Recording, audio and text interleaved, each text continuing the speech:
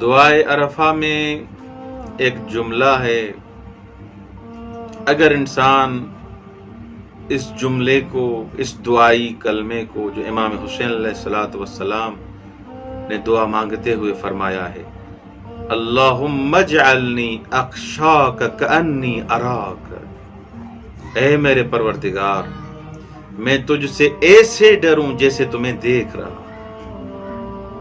اس جملے کو انسان اگر دقت سے دیکھے اور اپنے وجود کے ساتھ محسوس کرے، اگر انسان واقعاً خشیت الہی، خدا سے اس انداز سے ڈرے کہ ہر حال میں خدا مجھے دیکھ رہا ہے، تو کبھی گناہ نہیں کرے گا۔ اصل گناہ کرنے کی وجہ یہ ہے کہ ہم اپنے وجود کے ساتھ محسوس نہیں کرتے کوئی دیکھ رہا ہے۔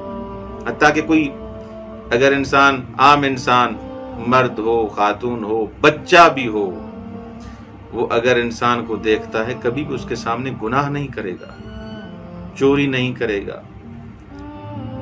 اور کافی گناہوں سے انسان پرہیز کرے گا۔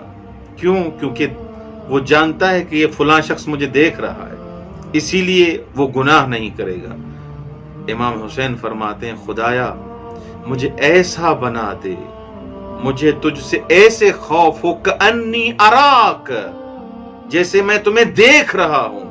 اللہم اجعلنی اخشاک، میرا وجود ایسا بن جائے جیسے میں ہر حال میں یہ سمجھوں کہ خداوند متعال حاضر و ناظر ہے۔